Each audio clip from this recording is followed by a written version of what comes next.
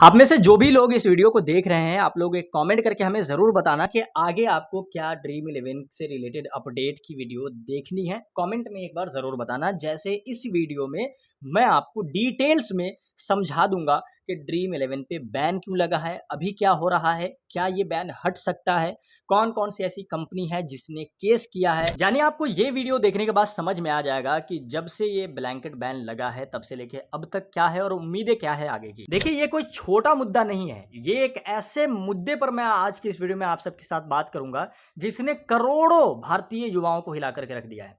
Dream eleven और उस जैसे फैंटेसी गेमिंग प्लेटफॉर्म्स पर ये जो ब्लैंकेट बैन लगा है, ये सिर्फ एक कंपनी या फिर एक ऐप का मामला नहीं है, बल्कि ये कहानी है भारतीय युवाओं की महत्वाकांक्षाओं की, उनकी मेहनत, उनकी उम्मीदें और साथ ही सरकार की नीतियों के टकराव की। सबसे पहले तो हम ये समझते हैं कि ड्रीम इलेवन का पूरा सफर क्या रहा है, तभी मैं आपको आगे ये समझा पाऊंगा कि अभी क्या मामला चल रहा है कोर्ट में या फिर अभी तक की जो सफर रहा है बैन होने तक, ये क्यों हुआ है। तो देखिए, ड्रीम इलेवन की शुरुआत तो वैसे आज से कई साल पहले 2008 में ही हुआ था। यानी कि आप देखें तो लगभग 18 साल, 16 से 18 साल का इनका सफर रहा है। शुरुआत में इसे हर्ष जैन और भाविश शेठ, ठीक है, ये भाविश शेठ और ये हर्ष जैन है, ये दोनों ने मिलकर के इस ऐप को धीरे धीरे भारत में बनाया।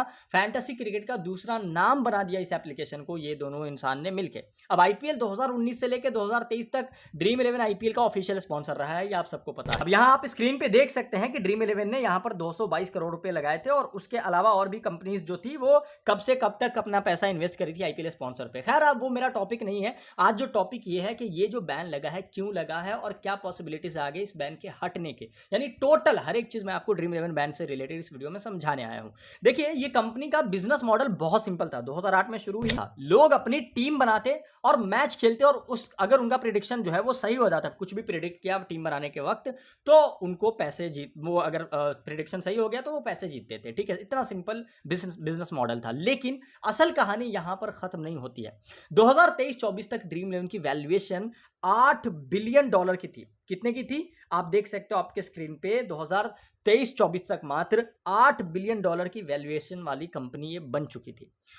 भारत के 14 करोड़ से ज्यादा यूजर्स इससे ऑलरेडी जुड़ चुके थे। इनमें से 70% यूथ थे, युवा थे, जिनकी उम्र 18 से लेकर के 30 साल। सवाल ये उठता है कि भाई साहब, ये कंपनी इतनी बड़ी थी, ठीक है, तो ये इतना सफल होने के बाद भी आखिर इस पर बैन लग क्यों गया? ये बहुत बड़ा सवाल है। यहां दो कारण सामने आते हैं। अब यहां ध्यान से सुनते चलना जो मैं आपको समझाने वाला हूं। पहला जो कारण है, ठीक है, आपके स्क्रीन पे ये रहा। पहला कारण है आर्थिक और सामाजिक। अगर आप देखें इकोनॉमिक्स के नजरिए से इसको देखेंगे तो सरकार को ये लगता है कि फैंटेसी गेमिंग का असर जो है ना युवाओं पर बहुत गलत पड़ रहा है। रिपोर्ट्स ये बताती है कि बहुत सारे युवा जो है ना उन्होंने सुसाइड कर लिया था, कर्जे में जाकर के लोन लेकर के ये क्या करते थे। तो ये एक मेजर रीजन बताया जा रहा है। आर्थिक की बात करें, इकोनॉमिक्स की बात करें तो। लेकिन national council of applied economics research के डेटा के अनुसार 2023 में फैंटेसी स्पोर्ट्स मार्केट 34,000 करोड़ रुपए का हो चुका था। अब इतना बड़ा मार्केट होने के बाद भी, लेकिन इसमें क्या हुआ था, 70% पैसा जो है ना सिर्फ 10% यूजर जीत पाते थे। यानी कि जो टॉप के प्लेयर थे, यानी कि जो स्मॉल लीग खेलते थे, वो जीत पाते थे। बाकी लोग लगातार हारते थे। मैक्सिमम यूजर 70% से ज्यादा लोग जो है ना वो हारते रहते, सॉरी 90% से ज्यादा लोग हारते रहते थे। अब इसका मतलब ये हुआ कि ये एक तरह का गैम्बलिंग एनवायरनमेंट बनता चला जा रहा था। वहीं बात करूंगा मैं दूसरे कारण की, राजनीतिक और राजस्व की। अब भारत सरकार ने 2023 में ऑनलाइन गेमिंग पर 28% जीएसटी लगा दिया था, जिसके पे हम ऑलरेडी वीडियो बना चुके हैं, इसी चैनल पे आपको दिख जाएगा। ठीक है, वो वीडियो हमने बनाया था डिटेल्स में। तो ये 28% जीएसटी तब जब लगाया गया था तब भी सरकार इसको बैन कर सकती थी। ठीक है, और अगर आप ये देखोगे तो जो लोग या इस मार्केट पे नजर रखते थे कि ड्रीम इलेवन को करीब 21,000 करोड़ रुपए का टैक्स नोटिस भी मिला था। तो यहां दो बातें बहुत साफ थी कि एक तो ये कि टैक्स कंपनी की वैल्यूएशन और ग्रोथ दोनों को चोट पहुंचाने का काम किया गया था। यानी कि डायरेक्ट नोटिस भी भेज दो और टैक्स भी लगा दो, तो वैल्यूएशन पे भी फर्क पड़ा और क्या कहते हैं उसको, ग्रोथ पे भी फर्क पड़ा। ग्रोथ किस में, टैक्स लगा दिए तो ग्रोथ में दिक्कत आएगी।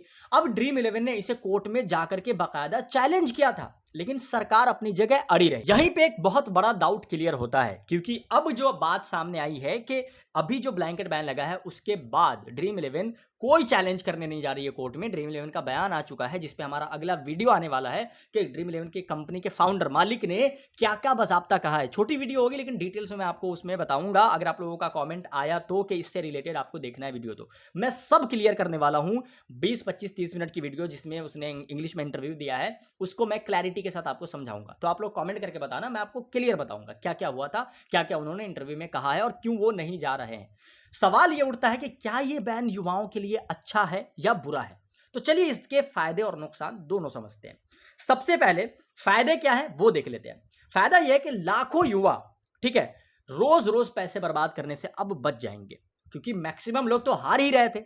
अब ये जो है ना एक तरह का गैम्बलिंग एडिक्शन भी था, तो वो भी अब टूट जाएगा, लोगों को जो आदत लग जाती है, ठीक है। और तीसरा जो फायदा है वो ये है कि पारिवारिक विवाद, आर्थिक तंगी और डिप्रेशन जैसे मामलों में कमी आ जाएगी। क्यों? क्योंकि पारिवारिक विवाद कैसे होता था, जो युवा थे उनको लगता था यहां से कुछ पैसे बना लेंगे, तो वो कुछ स्किल नहीं सीखते थे, जो है ना वो रेगुलर बेसिस पे कहीं पे काम करके पैसा नहीं कमाना चाहते थे, डिप्रेशन में रहा करते थे।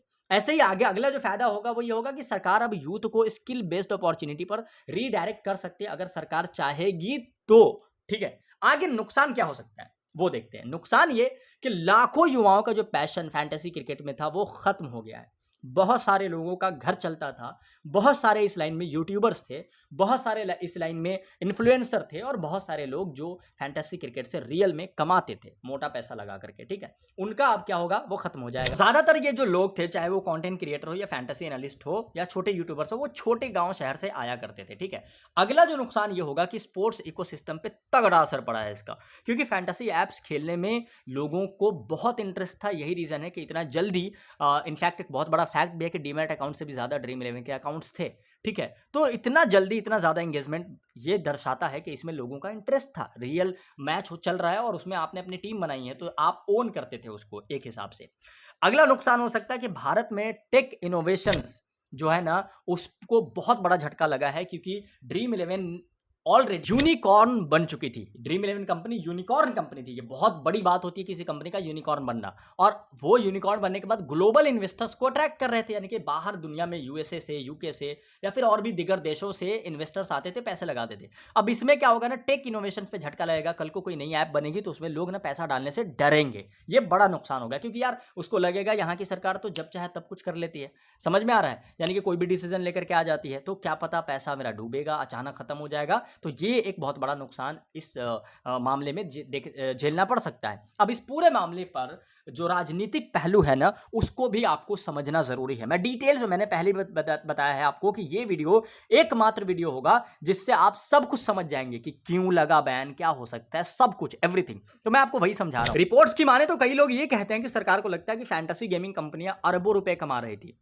और ये चीज़ आपको जो नया बिल आया है उसको जब पढ़ेंगे तो उसमें भी समझ में आएगा, क्योंकि उसमें जो फाइन है वो 1 करोड़ रुपए का रखा गया है। अब इतना बड़ा फाइन इससे पहले किसी तरीके के कानून के उल्लंघन के लिए नहीं रखा जाता था, लेकिन इतना बड़ा फाइन इसलिए रखा गया क्योंकि सरकार को पता है कि यहाँ पैसे बनते थे, पैसे बहुत ज़्यादा बनते थे, ठीक है। लेकिन अब इतना पैसा कमाने के बाद भी टैक्स रेवेन्यू सरकार को उतना नहीं मिल रहा था, इसीलिए 28% जीएसटी लगाया गया था। और जब कंपनी ने विरोध किया तो धीरे धीरे इन पर एक्शन बढ़ने लग गया। कुछ लोग इसे अपकमिंग इलेक्शन से भी जोड़ करके देखते हैं। जैसे आप सबको पता है बिहार में इलेक्शन है, ठीक है, यूथ को दिखाना कि सरकार गैम्बलिंग कल्चर के खिलाफ है, ये एक मूव सरकार का हो सकता है, ऐसा स्पेकुलेशन किया जा रहा है लोगों के द्वारा। खैर इस तरीके के जो आकलन है वो तो चलते रहेंगे, लेकिन मेन इंपॉर्टेंट टॉपिक पे अब आते हैं और वो आपको बताते हैं कि कौन वो कंपनी है जिसने जाकर के केस किया है इस बिल के खिलाफ में। तो अगर आप देख सकते हैं ये मिंट का आर्टिकल है, एग्जैक्टली लिखा है कि 823 ने लीगली केस फाइल किया है कर्नाटका हाई कोर्ट में सरकार के इस नए रूल के खिलाफ, ठीक है। अब इसका मैं डिटेल में समझाता हूं कि 823 के साथ कोई और भी ऐप जा रही है या क्या। तो अगर आपको मैं सबसे पहले ये बताऊं, टाइमलाइन देखते हैं। सबसे पहले मैं आपको टाइमलाइन बताता हूं कि अभी तक जो है ना क्या क्या हुआ है। 20 अगस्त 2022 को 20 अगस्त 2025 को ये ऑनलाइन गेमिंग लेजिस्लेशन पास होता है, ठीक है। यहां पर promotion and regulation of online gaming bill introduce होता है 20 तारीख को, और वो पास भी हो जाता है लोकसभा के अंदर। अगले ही दिन 21 अगस्त को राज्यसभा में भी पास हो जाता है, यानी कि अपर हाउस के अंदर भी पास हो जाता है। 22 अगस्त को प्रेसिडेंट जो है ना वो भी अपना एसेंट दे देता है कि इसको चलो लॉ बना दिया जाए। ठीक है, जो भी promotion and regulation of online gaming act 2025 है, वो जो रियल मनी ऑनलाइन गेमिंग को बैन करता है, जिसमें शामिल है फैंटेसी स्पोर्ट्स से लेकर रमी, पोकर, ये सब कुछ, ठीक है, इस पे क्या करते हैं, कानून बन जाता है, ठीक है, 2-3 दिन के अंदर। अब आज क्या हो रहा है, आज जब वीडियो आप देख रहे हो तब क्या हो रहा है ये भी मैं आपको बताऊंगा। अब क्या है, बैन लगने के तुरंत बाद इंडस्ट्री में एकदम हाहाकार छा जाता है और ड्रीम इलेवन हो, एमपीएल हो, पोकरबाजी हो, जूपी हो, माई इलेवन सर्किल हो, विंजो हो, प्रोबो हो, सब अपना अपना सर्विस इमीडिएटली सस्पेंड कर देते हैं, रियल मनी वाला, और फ्री का कॉन्टेस्ट ले आते हैं। ड्रीम इलेवन अकेला 95% इसका जो है ना रेवेन्यू खत्म कर दिया अपना, यानी कि ड्रीम स्पोर्ट्स कंपनी जो थी, सिर्फ इस बैन के वजह से उसका जो 95% रेवेन्यू आता था वो तबाह हो गया और बर्बाद हो गया। अब करंट सिनेरियो क्या है उसको मैं आपको समझाता हूं। तो करंट स्थिति ये है, 823 गेमिंग जो है ना, ड्रीम इलेवन तो खैर जाके कोई चैलेंज नहीं कर रहा है, जिसपे हमारा अगला वीडियो होगा कि क्या कहा है उसके मालिक ने, क्लियर बात समझाऊं तो ड्रीम इलेवन नहीं जा रहा है कोर्ट, ये आपको बता दूं। 823 लीगली स्टेप लिया है और वो लीगल पोजिशन पे जाएंगे, कोर्ट में केस कर दिया है। इसका अपडेट क्या आएगा आप लोग कमेंट अगर करेंगे तो आगे हम बताते रहेंगे। और जो दूसरा सबसे बड़ा अपडेट है इस पूरे इंडस्ट्री को लेकर के, पहला तो ये है कि 83 जाके केस किया, दूसरा ये है बीसीसीआई को स्पॉन्सर ही नहीं मिल रहा है। इस पे भी हम अगली वीडियो लेकर के आ रहे हैं आप सबके लिए कि बीसीसीआई की बात किस किस कंपनी के साथ चल रही है और कौन बन सकता है बीसीसीआई का स्पॉन्सर। ठीक है, आप लोग बस इंतजार करना थोड़ा सा। 2 मिनट में रिवाइज करा दूं कि अभी तक क्या हुआ है, तो वो आपके स्क्रीन पे आप स्क्रीनशॉट भी ले सकते हो। 20-22 अगस्त को बिल आता है, पास हो जाता है, बन जाता है।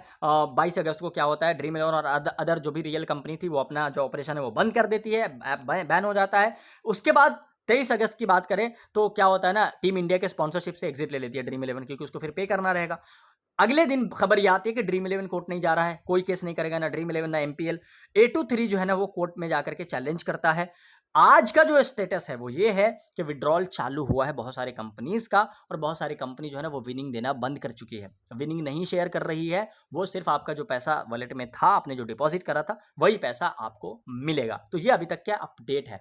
लेकिन सवाल ये है कि ड्रीम इलेवन जैसी कंपनियां आगे क्या क्या कर सकती है, ये भी मैं आपको लगे हाथों चाहता हूं कि बता दूं। सबसे पहला तो ये कि पहले जो था ना कि ड्रीम इलेवन का ये थॉट था कि वो ना इंटरनेशनली एक्सपैंड नहीं करेंगे। अब चूंकि इंडिया में बैन हो चुका है ऑपरेशन, और आप सबको एक बहुत बड़ा इंटरनल इंफॉर्मेशन देता चलूं कि जब एनपीएल शुरू हुआ था, नेपाल प्रीमियर लीग शुरू हुआ था, तो वहां पर जो जनकपुर की टीम है वो समझो ड्रीम इलेवन की ही टीम है। जनकपुर जो टीम है तो वो उसमें ऑलरेडी इन्वेस्ट कर चुकी थी।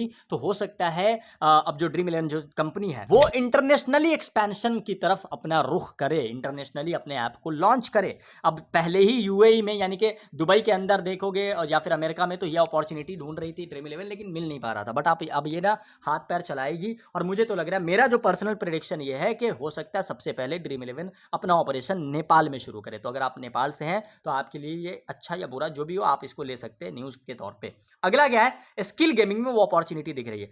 प्योर फैंटेसी क्रिकेट से हटकर एजुकेशन बेस्ड गेमिंग या क्विज बेस्ड गेमिंग में एंट्री ले सकता है। अब ई स्पोर्ट जो है ना वो सरकार द्वारा प्रमोट किया जा रहा है, तो ई स्पोर्ट के अंदर भी ड्रीम इलेवन जो है ना वो घुसने वाली है, और वो कुछ ना कुछ लेकर के आएगी। ऑलरेडी वो थी भी, ड्रीम क्रिकेट नाम से इनका ऐप भी होगा, जो आप सबको पता भी है, जिसपे हमने बहुत दिन पहले अपडेट भी आप सबको दिया था कि यार ये ऐप अगर आ जाती है सही तरीके से ऑपरेशन में, तो मैं आपको उस पर गेम खेल करके दिखाऊंगा। ये रियल क्रिकेट होगा, जो गेम के अंदर होता है ना वो रियल क्रिकेट वहां पर खेल सकते हैं आप। अगला क्या है, कोलैबोरेशंस। आईपीएल और बीसीसीआई से हटकर ग्लोबल लीग्स को स्पॉन्सर कर सकती है ड्रीम इलेवन। उससे क्या फायदा होगा, उनको एडवर्टाइजमेंट का मौका मिल जाएगा। अगला, वो मेटावर्स या फिर वेब3 गेमिंग प्लेटफॉर्म्स में एंट्री ले सकता है। अब ये थोड़ा टेक्निकल टर्म है, लेकिन ये बहुत कमाल की चीजें होती है जो लोग गेमिंग इंडस्ट्री से आते हैं उनके लिए। लेकिन मुझे लगता है कि अगर आप भारत सरकार इन कंपनियों को रेगुलेट करे, एडिक्शन रोकने के लिए स्पेंडिंग लिमिट लगाए और एज रिस्ट्रिक्शन लगा दे थोड़ा बहुत, तो शायद ये इंडस्ट्री दोबारा इंडिया में फ्लरिश हो सकती है। दोस्तों, असल सवाल ये नहीं है कि ड्रीम इलेवन बैन क्यों हुआ, युवाओं को बचाने के लिए है ये बैन, या फिर ये सिर्फ एक रेवेन्यू और पॉलिटिकल गेम है।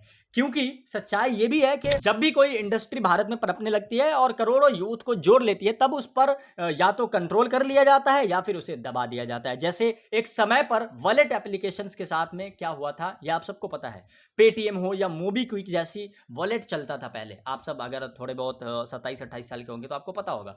तो ये बड़ी जब कंपनी बन गई ना वॉलेट वाला, तो यूपीआई को इंट्रोड्यूस कर दिया गया, और उसके बाद आज भी देख लो ये सारी एप्लीकेशन स्ट्रगल कर रही है, मोबीक्विक हो या पेटीएम हो। अंत में ये फैसला मैं आप पर छोड़ता हूं कि क्या ये बैन भारत के भविष्य के लिए सही है, या ये सिर्फ एक और एग्जाम्पल है कि कैसे पॉलिटिक्स और पॉलिसी यूथ की एस्पिरेशन को रोक देती है। बाकी कमेंट करके आप हमें ज़रूर बताना इस तरीके के डिटेल्ड वीडियो के लिए, जिसमें मैं आपको जेन्युइन चीज़ें बताऊँ, जो भी अपडेट्स होंगे इस टॉपिक से रिलेटेड। बाकी क्रिकेट में तो आपका इंटरेस्ट है, तो क्रिकेट से रिलेटेड बहुत सारी डॉक्यूमेंट्रीज़ आ रही है, वो आप सब देखना ज़रूर। लेकिन इस टॉपिक से रिलेटेड अगर आपको अपडेट चाहिए तो आप हमें कमेंट करके ज़रूर बताना। फिलहाल इस वीडियो में इतना ही। आपका दोस्त और host Danish AK logical signing off.